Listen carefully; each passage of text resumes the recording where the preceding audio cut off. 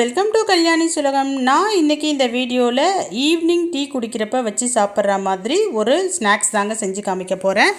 வெங்காய போண்டா செஞ்சு காமிக்க போகிறேன்.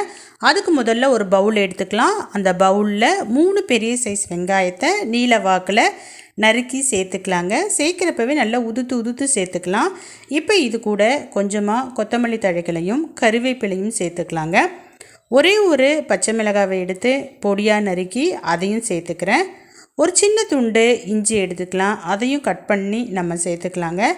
இப்போ இது கூட 1/2 ஸ்பூன் அளவுக்கு சீரகம் சேர்த்துக்கலாம். 1/2 ஸ்பூன் அளவுக்கு பெருஞ்சீரகமும் இது கூடவே சேர்த்துக்கலாங்க. இப்போ இது கூட கொஞ்சமாக பெருங்காயத்தூளையும் நம்ம சேர்த்துக்கலாம். இப்போ இந்த போண்டாவுக்கு தேவையான உப்பு சேர்த்துக்கலாங்க. உப்பு சேர்த்த பிறகு ஒரு 1/4 ஸ்பூன் அளவுக்கு தனி மிளகாய்த்தூள் சேர்த்துக்கலாம். ஒரு 2.5 ஸ்பூன் அளவுக்கு நம்ம பச்சரிசி மாவு சேர்த்துக்கணுங்க. ஒரு 4லிருந்து 5 ஸ்பூன் அளவுக்கு மைதா மாவு சேர்த்துக்கணும்.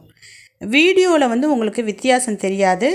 மைதா மாவும் பச்சரிசி மாவும் வெண்மை கலராக இருக்கிறதுனால ரெண்டுத்துக்கும் வித்தியாசம் தெரியாது. நீங்கள் 2 மாவையுமே நான் சொன்ன ரேஷியோவில் சேர்த்துக்குங்க. 1 பங்கு மைதா மாவுனா பாதி பங்கு அரிசி மாவு.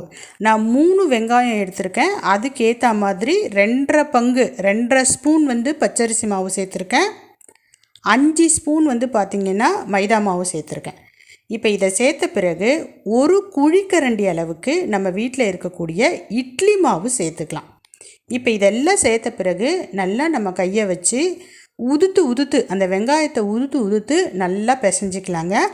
இப்படி பிசைகிறப்ப தனியாக தண்ணிலாம் சேர்க்கணுன்னு எந்த அவசியமும் கிடையாது. ஏன்னா வெங்காயத்துலேயே பார்த்திங்கன்னா தண்ணி விடும். அதே மாதிரி நம்ம எடுத்துருக்கிற அந்த இட்லி மாவில் இருக்கிற தண்ணியே போதுமானது. இப்படி நம்ம நல்லா பிசைஞ்சு எடுத்துக்கலாம். இப்படி பிசைஞ்சதுக்கு அப்புறமேட்டு ஒரு 5லேருந்து 10 நிமிஷம் தட்டு போட்டு மூடி வச்சிடலாம். இப்போ இதுக்குள்ளே நம்ம ஸ்டவ் ஆன் பண்ணி கடாயை வச்சு எண்ணெய் ஊற்றிக்கலாம். இப்போ நான் ஓப்பன் பண்ணி காமிக்கிறேன் பாருங்கள். இப்படி தான் இருக்கும் மாவு. இப்போ இந்த மாவை எடுத்து நம்ம தட்டிலாம் போடணும்னு அவசியம் கிடையாதுங்க. அப்படியே எடுத்து லைட்டாக உருட்டி எண்ணெயில் போட்டால் போதுமானதாக இருக்கும். பாருங்கள், இப்படி எடுத்து ஒன்றா எடுத்து நம்ம எண்ணெயில் போட்டுக்கலாம். எப்போவுமே எண்ணெயில் போட்டோடனே நல்லா சலன்னு கொதிக்க ஆரம்பிக்கும். அந்த இதுவெலாம் போண்டா பார்த்திங்கன்னா எண்ணெயில் நல்லா அந்த சலப்பு தெரியும். அது வெந்துருச்சுன்னா அந்த சலசலப்பு பார்த்திங்கன்னா அடங்கிடும். இப்போ பாருங்கள், நல்லா சலன்னு வெந்துக்கிட்டு இருக்குது. அந்த சலசலப்பு அடங்கிருச்சு. இப்போ ஒரு சைடு வெந்துருச்சு. நம்ம இன்னொரு புறம் வேகணும் அப்படின்றதுக்காக திருப்பி போட்டுக்கலாம்.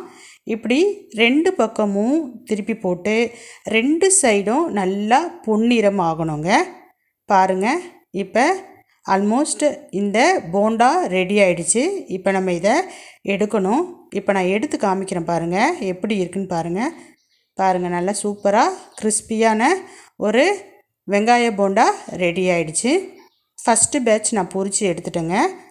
இந்த போண்டா பார்த்திங்கன்னா நான் எடுத்துருக்கிற அளவுக்கு ஒரு 20லேருந்து 22 போண்டா வரைக்கும் கிடச்சிது.